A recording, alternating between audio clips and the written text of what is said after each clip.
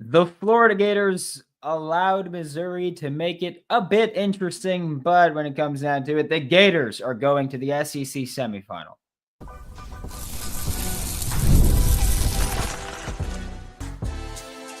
You are Locked On Gators, your daily podcast on the Florida Gators, part of the Locked On Podcast Network, your team every day.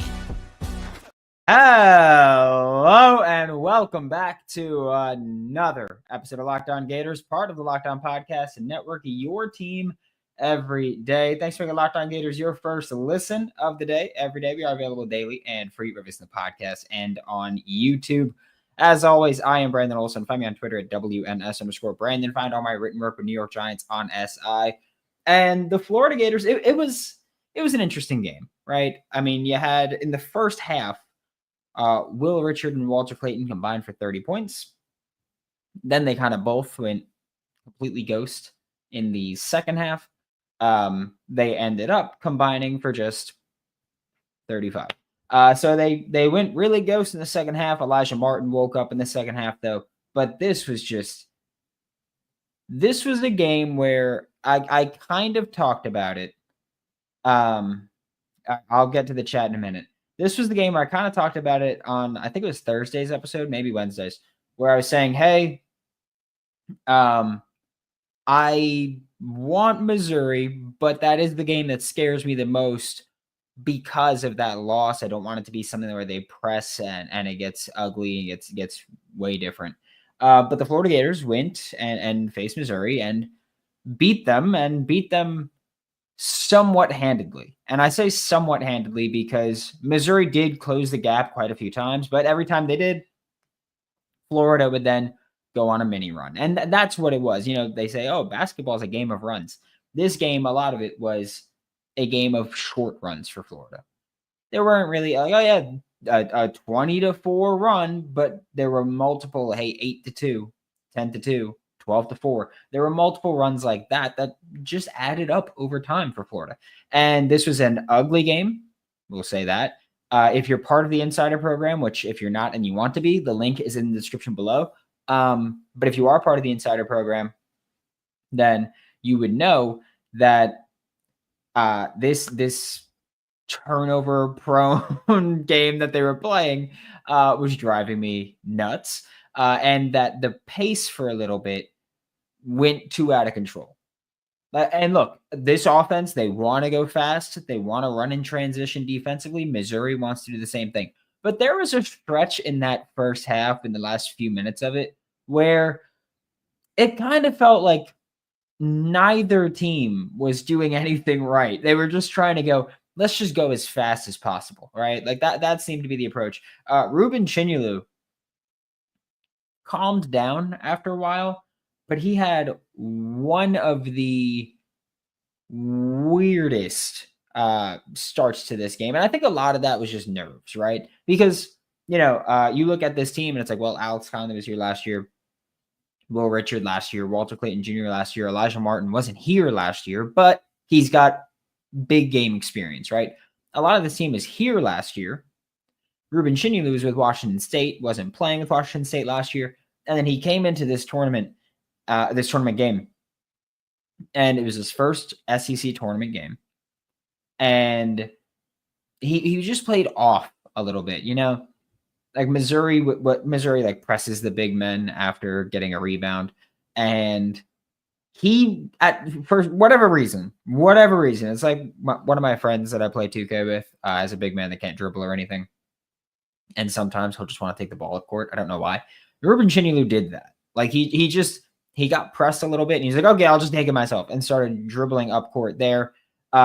And then once someone pressed him at that point, once he crossed half court, he got to travel because, of course, don't know if you know this or not, he's not a ball handler. Like he's not supposed to be in that environment. I get it. He got a little, we'll say, frazzled. We'll say that, a little ruffled, you may say. But he got a little ruffled there and then broke down. He got postered because he wasn't paying attention to someone coming down. And so he got postered there. he just had a few plays, and then there was a play like right after that where going for a rebound, he went over the top of Will Richard, who had the ball. And it just, there was a stretch where Ruben Chinu just played reckless ball. And I do think that a lot of it was simply nerves, you know? He's still a young player. And this was a big game for him. So I think that nerves kind of got to him a little bit. I think that this was one of those games where the experience of the Florida Gators, we'll call them like the big three, I guess. Because while Alex Condon has emerged this year, Will Richard, Walter Clayton Jr., and Elijah Martin were the big three going into the year. This game was kind of where it's like, okay, which, again, this is what they're built for, tournament play. Spoke about this when they were building the team. Good teams in March are usually the teams with good guards. And so this team's built for tournament play. And this was the game that you needed them to show up. This is the game that we've been talking about, by the way, where I've been saying for a long time, it doesn't feel like you've really had games where all three of them show up. We get into March, all three of them show up, right? Because you had Will Richard, he finished 6 for 13 shooting, cold in the second half, threw down the dunk that just like felt like it broke their back, but cold in the second half. But in the first half, killed it from three. Walter Clayton Jr., aside from that weird ass like shot with a couple of seconds left in the first half, great game shooting wise. Turnovers, ooh, buddy. And Elijah Martin showed up a lot in the second half. Not so much the first half, but this was one of the games where they actually all showed up. Alex Condon didn't score great, but I mean, the way he distributed for multiple possessions at times was awesome. I feel like when people started hyping up Alex Condon's passing ability, that's when he was like, "Oh, I'm just gonna throw it. I don't even care anymore." He's like, "Once they hype me up, I'm just gonna make crazy passes, and people are gonna go, oh, well, you know, he could do that." And so that's that felt like he was doing that for a bit. But yeah, turnovers in this game. I mean, you turned it over 16 times. Missouri turned it over 9 times. If you don't turn it over 16 times, you win this game by 30. There were 2 things that this team did a lot of tonight in Florida. 2 things they did a lot of that they like. That's one of their core principles, is to not do those 2 things. And it was they turned the ball over and they weren't crashing the glass defensively. And Missouri was getting a ton of offensive rebounds, which was nothing short of just hustle, because Florida was the bigger team the whole night.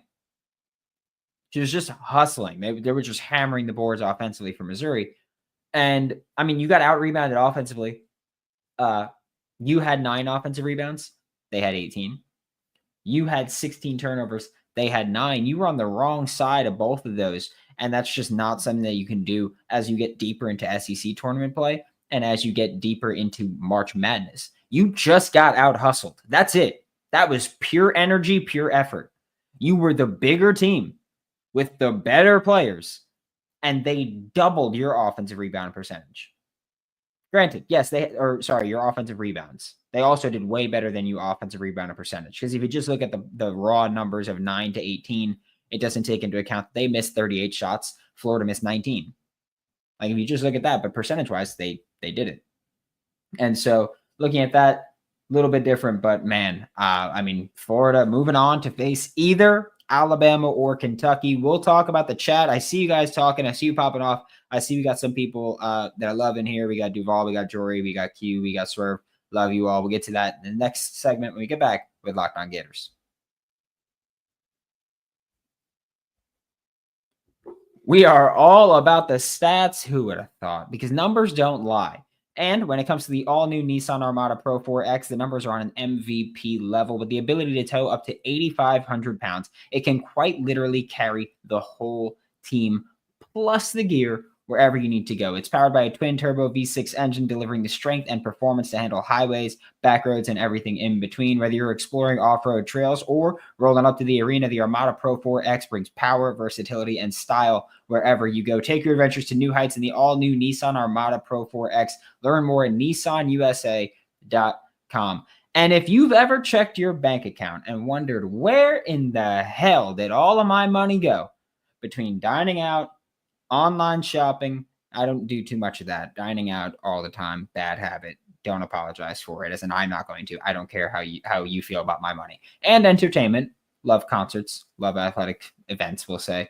That's where Monarch Money comes in, your personal CFO, giving you full visibility and control over your finances. Monarch Money isn't just a budgeting app, it's a complete financial command center. You can track all your accounts, investments, and spending in one place, so you stop just managing your money and start building your wealth. Okay? Build generational wealth if you can. Just saying. Take control of your finances with Monarch Money. Use code LOCKEDONMLB at monarchmoney.com for 50% off your first year with monarchmoney.com. Thanks for making Locked On Gators your first listen of the day. Every day we are available daily and free. Listen to the podcast and on YouTube. I'm just hopping in the chat here. Swerve, I see you. What's up, buddy? By the way, if you don't know who Swerve is, Murky Waters Pro on Twitter. They also just started the Murky Waters FSU. Go check them out. Fantastic interviews with a ton of recruits and current Florida Gators as well, by the way, and past Florida Gators as well. Murky Waters Pro on Twitter. So check them out. Don't know when their next space is, but I promise you, I'll be there. I clear my schedule for it. So you should do the same as well. You follow the NFL, Brandon? Yeah, I'm very unfortunately a New York Giants fan. So there's that. That sucks. Hopefully they take it personally because they played a little soft. They did. Like again, I know Chinu got dunked on, and I know part of it was because he wasn't paying attention. But part of it was also just, you gotta just, like, at that point, I feel like he saw it with enough time to at least react, and he kind of just like flung his arm out there. You gotta just put a better effort in there. Again, the rebounds were crazy. It was just weird. And the officiating also just felt weird. I don't know. I feel like there were certain times where there should have been foul calls, certain times where there weren't, and it felt super inconsistent. That's my point. Officiating is always bad. I get that. It just felt weird with what they were calling and what they weren't, in my opinion, at least. Simon Griffin said, would you rather UF play UK or Bama? I'm torn on that, right? I think Florida's better than both teams. I'm not going to sugarcoat that. I think Florida's better than both teams. I want the get back against Kentucky, but I also feel like Florida kind of matches up well with Alabama right now. So I'm kind of torn there. I think Alabama, honestly, and which you could disagree, that's fine. They're both good teams, right? It's just about who you play when. And I think Alabama, just because I think that Alabama is the worst defensive team. And so I think that it would be easier for Florida to beat them. Worse overall, I will say. And so I think it's easier to beat them for Florida, at least matching up there. But again, I don't care. I think Florida's better than both of them. At this point, if you don't beat any of the teams in front of you, it's your own fault. I think Florida could beat Kentucky. Sorry, I said I think. That was stupid. I know Florida could beat Kentucky. I know Florida could beat Alabama. I know Florida could beat Auburn. I'm telling you, I'm hoping that it's Auburn and Florida again, because I want the SEC championship rematch from last year. I want Florida to be able to beat Alabama and beat Auburn and solidify that they are the best team in the SEC. I want Florida to beat Auburn and solidify that they are a true 1.1 seed, not just one, but the 1.1 seed. I don't care. Whichever team Florida, even if it's Tennessee, who I don't think it will be Tennessee, but no matter who it is in the SEC tournament, this Florida Gators team should beat them at this point. Again, this is the time where we talked about it a few weeks ago after I think it was after the Georgia loss, maybe, where people were talking about, sometimes you just have games like this and they do this every now and then. They're going to do it again, right? It can't happen again. You're at a point where you can't have one of those games where you just sleepwalk through it again. You did it for a little bit during the Missouri game. You can't have those games where you sleepwalk through anything. That's what I need you to avoid here. No matter who you play, you're better than them, Florida. You are. No doubt in my mind. Genuinely. Like, you went to Auburn and beat Auburn. You went to Alabama and beat Alabama. You went to Kentucky when you were playing basketball. I do think this team's gotten way better as the year's gone on. I will say that. I know the record-wise, they started off perfect, but in terms of just straight how they've been playing, I feel like they've gotten better, at least me personally. Been banged up at certain points, but I feel like they've been better. But Tennessee, a team that you beat by 30. They beat you by 20, but you still got a point differential there. So I don't care who it is. I think Florida should beat either team, which, by the way, we will be going live tomorrow after the game as well. Hopefully it's after a win and we can talk some trash. Hopefully. And if it's Auburn again, by the way, I think I might finally get banned by that Auburn Discord I've been in and I talk trash. They get super sensitive about things. Very sensitive there. Count Up 904 said, "What's up, Brandon? Hell of a win tonight." Yep. Hey, you got your get back, right? You lost, what was it, 83-82 last time they played? Yeah, you lost 83-82 last time you played. Being able to get your get back and win by 14 here is huge. But again, you got to cut down on turnovers. That's the thing. Like, that's always going to be the thing for Florida is you can't turn the ball over at the rate that you did turn it over. And look, credit to Missouri. They do a really good job of forcing turnovers. Missouri does a fantastic job of forcing turnovers. They're second in the SEC in turnover percentage forced. They do a great job there. But Florida also just has these moments. Specifically, Walter Clayton Jr. has these moments where he just nonchalantly, like, that's the only way I can explain it. He nonchalantly, lazily passes the ball and it leads to a turnover. And it's stuff like that that you just can't do. Like, especially when you consider they're out-rebounding you offensively. You out-rebounded them by 1 total, but they out-rebounded you on their offensive glass. Like, you can't go, hey, we'll turn it over too. And if Missouri shot better from 3, because they had open looks and they just clanked them. If Missouri shot better from 3, this game is so much closer. Missouri shot 25% from 3. 25%. Brutal there. What else do we have? Bama defense is so suspect. Yeah, I hate them. I want to play Kentucky. That way, if we win, we would have beaten every team we played this year. Yeah, hey, hell of a point. Hell of a point. Clayton got to stop falling asleep. Yeah, I don't know what it is. I don't know what it is, Swerve. I really don't. I have no clue why he just kind of just, again, checks out mentally a little bit. And I know that I can say things and people think I'm being too critical, but like, that's a thing where NBA scouts that are watching him, and he's going to be at best a second-round pick, right? NBA scouts are watching him going, hey, he's a guy that can just get us a bucket, probably more of a 2 than a 1 at the next level, but he can go get us a bucket when we need it. He can come off the bench and be a scorer, be a legit threat there, limitless range. But, like, buddy, you can't just not pay attention. Like, you're the star right now, but when we're talking about the next level, you can't be lackadaisical and be on the bench. Like, that's going to get you cut real quick. So that's the thing where I'm like, yeah, I get it. Like, you can lazy your way through, mosey on through, but like right now you got to tighten up for the next level. You got to put out something better and more consistent than we've seen lately, at least. Which I'm glad, by the way, the cold streak is seemingly gone. He missed time with it was cramps. The broadcast was saying that, hey, he's cramping up. They're putting icy hot. He's drinking Gatorade. They're doing everything they can. So hopefully he'll be better hydrated for tomorrow. But again, this was an abnormal game. Like, also, I will say, if it's Alabama, then he especially needs to be hydrated because Alabama moves at just breakneck speed.